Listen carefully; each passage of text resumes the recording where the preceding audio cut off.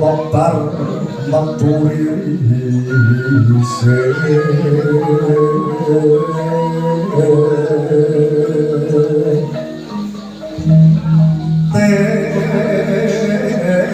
tejo wangkowo hanae wong angeng ngerti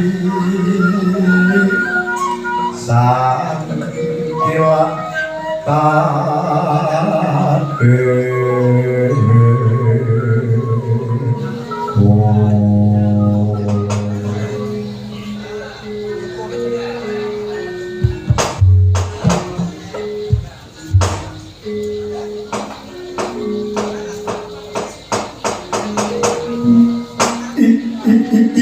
jagat dewa Bathara ini pun bapa wis bisa ngrasake sepira ta aboting lelakon nanging ini jeneng kita kudu eling lamun ini Bathari Pratiwi kinodrat dadi widodari kayangan kang wis jinatukrama dening Sang Hyang Wisnu mongko Sang Hyang Suman iku duweni kewajiban dewa kang andhung kabagyan lan jinejer minangka sang awatara jagat mesti wae netepi wajib nganglang jagat lan malaya bumi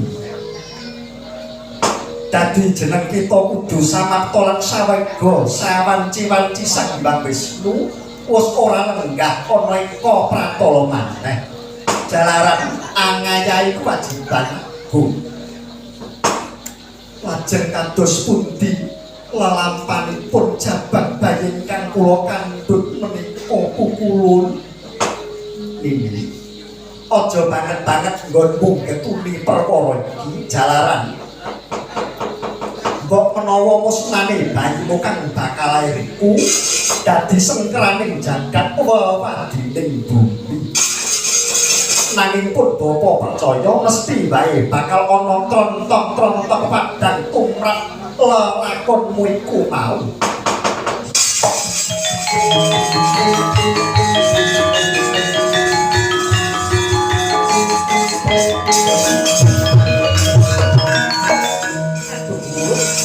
kepareng apa Dewanggana badhe sumlatur ya Dewanggana gawe nyopo jaring para winasis menawi wonten bayi kang mus dipangklok iya pancen arane bayi pangklok nuwun nggih nanging mbok menawi kanthi lelampahan menika ing benjangipun pedhaturipun Bathari Pratiwi badhe dados jalma ingkang pinunjul ing reksamu kawisipun ya yen kaya mengkono muga-muga pangeran kang maha kang tansah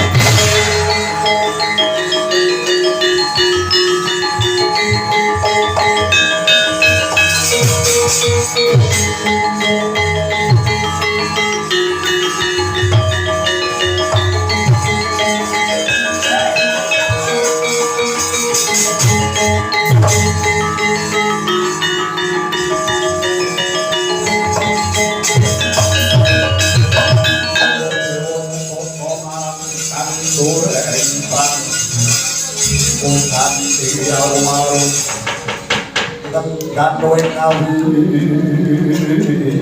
ya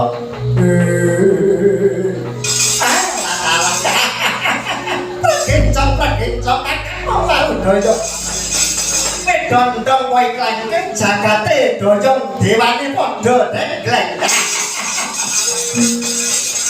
ngono titah ulun ngger bayi panglong nganti salang tunjang para dewa ngrasake perbawamu lan lair ana padang bayi panglong aduh pukulun narada kulun pun sewu sejatosipun anggen kula uncat saking guwa garepanipun Kanjeng Ibu menika wonten perkawis ingkang badhe kula gayuh kosek sing jeneng gegayuhan iku dibudidaya besok yen jeneng kita wis lair dasarmu apa dasar kula dados manungsa menika kedasi nungkah bejan lan kawibawan linambaran sekti mandraguna sekti menika wong petengan mandra tegese akeh guna tegese kepinteran wis wong sekti dasar sugih kepinteran kanthi menika ulun kula purun dados manungsa saugering benjang gesang kula wonten alam padang kedah gadah panguwasa lan wewenang kangge mranata para kawula dasih ngubeng ningeraken pemerintahan gandeng sageng kapan malih kula badhe tuminbal lair wonten alam donya kula badhe ngupadi ngelmu aji jaya kawijayan ingkang tembinipun dados piranti anggen kula ngayahi gesang menika bungulun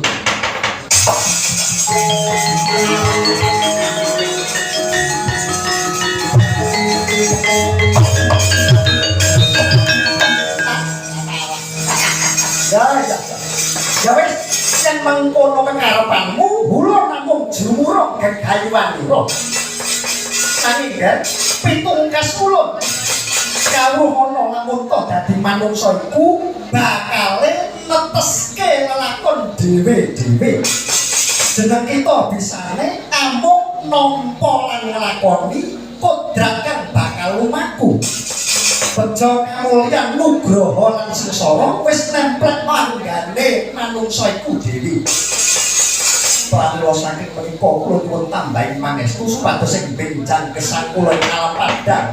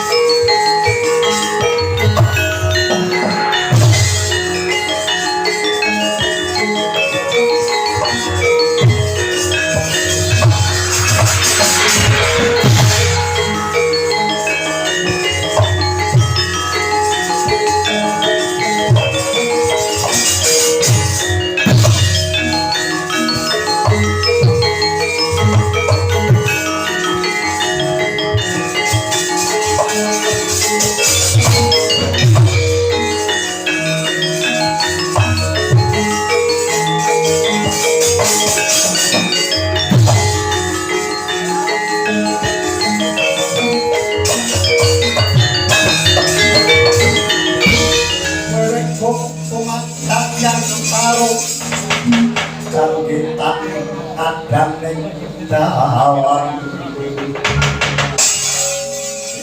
sangat pasti kehidupan dan selalu walah comanik sejati ning alam kang tiluding jagat yo bandaku yo donyaku kalau marico nuwun dawuh Sinuwun Prabu Dasamuka awake dhewe wis suwe ngambah ana dirgantara goleki patapan sonya pringgo apa iki wujude Pendhita Subali nuwun iki Sinuwun kasinggihan menika ingkang peparab Begawan Subali Paduka Narendra ingkang wasis babakan ulah sambit mbok menawi kanthi menika Paduka saged angregem aji Pancasuna. Wah, Ratu Gedendung kok nyembah lamane kethek terus piye? Iya jagat dewa Bathara. Ana titah kurang tata ing mantrap kowe kuwi sapa? Apa sira kang jejuluk Prabu Dasamuka ya Prabu Rahwana? Kowe wis ngerti kondangku. Kowe sing Begawan, kowe jeneng Begawan Subali. Ya dasar para menyata. Aku Begawan Subali ya Wanara Bali. Sing mburi kuwi sapa? Aku dadi Kala Marica. Dasamuka. Ana gawene apa? Kowe prapta aning pertapan Sanya Pringga. Kawruhana Subali. Aku ora nrimake lamun wewengkon negara Ngalengka dianggo topok lawan kethek elek. Kowe minggato saka papan kene. Aku sempat ngawak detapuranmu. Lho bos, aku ora mangsa dosa lan luput bagine aku mbok singkirke. Apa kowe ora ngerti lamun to Sanya Pringga iki bawane negaraku Ngalengka? Ucapmu nyonyok ajining diri. Jebul Ratu Ngalengka iku adigungku malungkuk sinungangkuh dan surai patrat. Kawuhana pertapan Sanya Pringga iki tinggalane wong tuaku Resi Gotama. Sanya Pringga iki patilasane Praja Hagrastina. Kowe aja ngebyah-uyah. Aku manggon ana wewengkonku dhewe. Ora peduli. Pakune kowe gelem minggat saka kene ora? Oh, Rahwana. Ketompak ibaratke nggonmu nyekel roda peperintahan. Kaya wong jemparing ngawur tanpa lisan. Lereke mung tumama ing langit kang tundhone suwung tanpa arah. Mongko gegayuane ratu iku kepengin ngiring kawula lan bangsane mangya tentrem lan rahayu nirbaya nirwikara. Jebul cak-cakan mungkung kuli jajalanan sakarmu gon ngarani. Tak wangeni pitung kedepan minggato saka papan kene. Yen aku ora gelem bayar ngopo trayoli binantang lawan jebol waduh.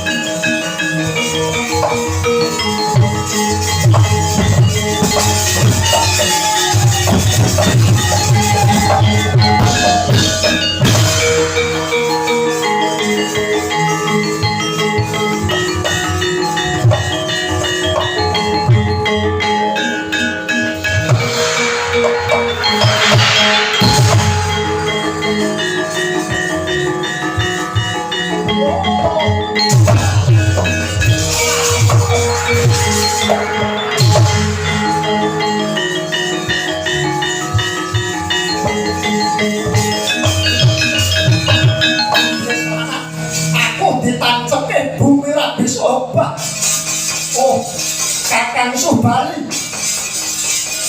Subali aku wis ngaku tobat Kakang.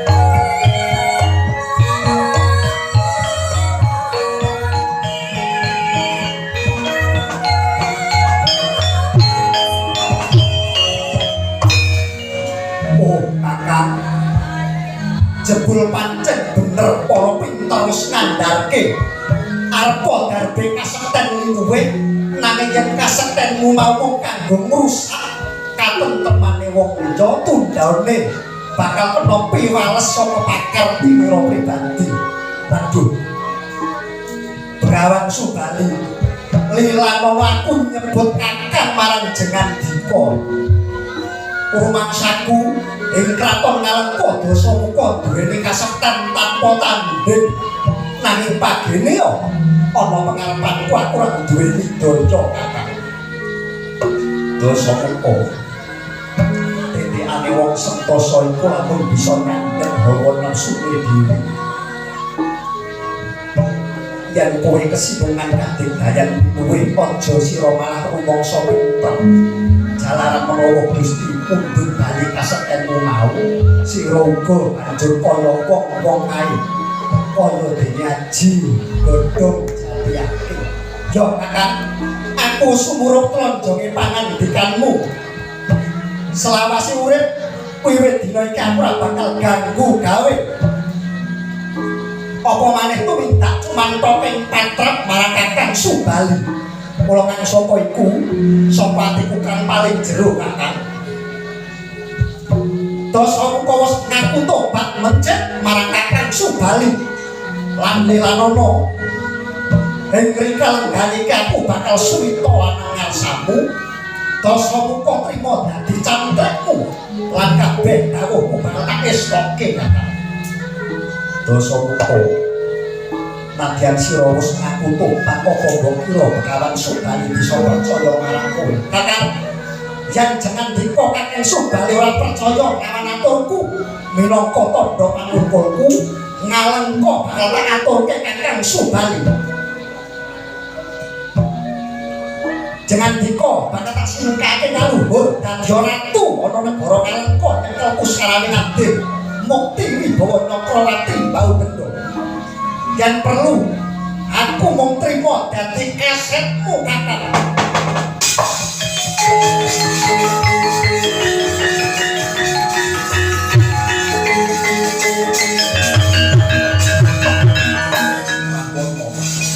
apa mbok kira aku blereng nyawang endahe kraton Ngalengka sajan wae aku ora sulap marang gebyaring Kamarendra idep teng tekadku selawase mung kepengin handlar Sang Brahmana Resi yen kaya mengkono nilanana aku dadi siswamu merga miturut kabar kang sumebar Kakang Subali pun dame duwe aji Pancasunya raksakaning bumi kang dayane bisa gawe titah kuwi kalih saka pati mula kang sapa iku kakang ora ketang tetes ing wujud banyu aku weneh ana dayane ngaji Pancasunya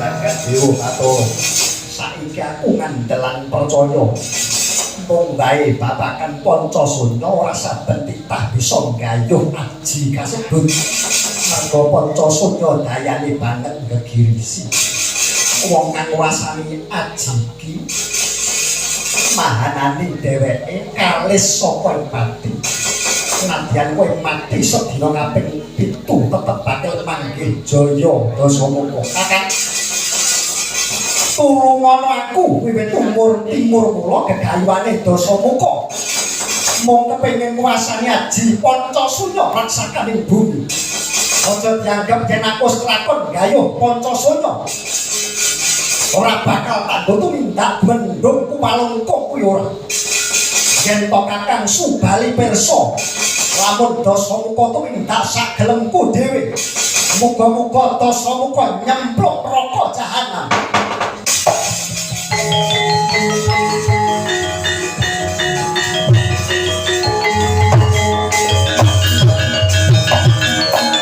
yen kaya mangkono Dasamuka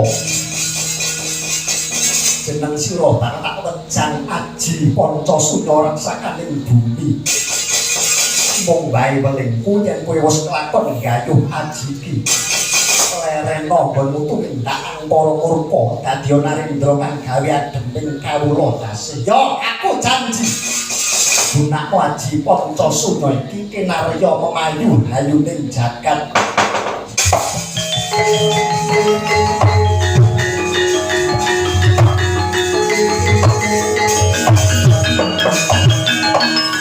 Padare wasitane nganti